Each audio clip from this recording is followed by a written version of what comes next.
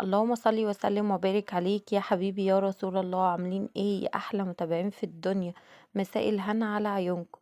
هنا بقى كان عندي كفتة رز وطلعتها وسبتها تفك. انا بشيلها اللي هي ايه يعني، بوديها للراجل يعملها، وبعد كده ايه بشيلها بقى في الاكياس، مش بشيلها محمرة خالص، انا بشيلها عجين زي ما بيقولوا.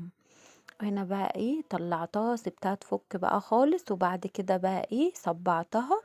إيه ضفت بقى زيت كده في بولة، وبعد كده اخد من الزيت، وعملت بقى صوابع وكور والدواير الصغيرة قوي دي بالشكل اللي انتوا شايفينه ده. عملت ما شاء الله الكمية اللي انتوا شايفينها دي. انا بعشقها محمرة، بتبقى حلوة قوي، بحبها كده تطلع من الزيت ما شاء الله تخلص في ثانية. واحنا صغيرين اصلا ماما كانت تعملها، مسافة ما تتضير وراها تلاقي الطبق خلص، وتقعد بقى يا ولاد الكفتة.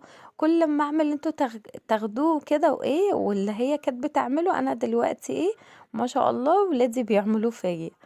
إيه بدأت بقى اللي انا احمرها كده، وبعد كده ايه سبتها بقى لحد وعملت لها بقى التسبيكة بتاعتها او التخديعة بتاعتها، وهنزل لكم فيديو برضو ليها. هنا بقى كنت بقليها كويس قوي، وطبعا ما ينفعش اللي ايه تبقى يعني ولا غامقة قوي ولا فاتحة قوي، وسط. كانت بجد حلوة قوي دي كفتة. بحب ادق الكفتة دي يعني، الكفتة دي اسمها كفتة دق. بس بحب بقى اللي انا اعملها بلحمة جملي، بتبقى خطيرة، بحبها بعشقها باللحمة الجملي، بتبقى حلوة قوي. طبعا لينا حد معين كده احنا بنعمل عنده، ما شاء الله بيطلعها خطيرة خطيرة خطيرة. وهنا بقى ما شاء الله بحمرها بقى كده او بقليها بالشكل اللي انتوا شايفينه. هنا يا ست تقلي يا ست تقلبي، مش راضية تتقلب، بصوا مش عارفة. وهنا بقى ايه هحمل الكمية اللي معايا دي كلها، اللهم بارك. وبعد كده ايه هنزل لكم بقى الفيديو بتاع بقى التسبيكة بتاعتها. ولو وصلتوا لحد هنا ما تنسوش تعملوا اللايك والشير وتفعلوا الجرس عشان ينزل لكم كل جديد من فيديوهاتي يا احلى متابعين في الدنيا. واشوفكم على خير في فيديو جديد، بحبكم في الله. استنوا لسه الفيديو مخلص.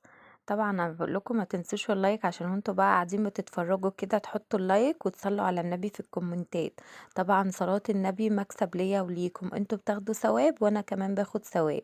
طبعا ما شاء الله بدأت بقى اللي هي خلاص كلها تكون اللون الجلد التحفة ده.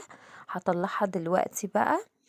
بصوا بجد خطيرة خطيرة خطيرة. ممكن لو انتي مش حابة اللي انتي تعملي لها التخديعة بتاعتها، ممكن تعملي نص كيلو للولاد وتقسميه في الفريزر وتطلعوه لهم كده وتقليه لهم، بيبقى حلو قوي.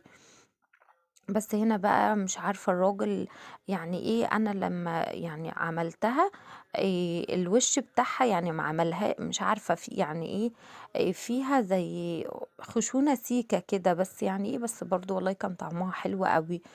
إيه يلا بقى تتعوض مرة تانية ويعملها لي بقى ايه زي ما بيقولوا معطاش الوشين او التلاتة حاجة زي كده. باي يا حبايبي.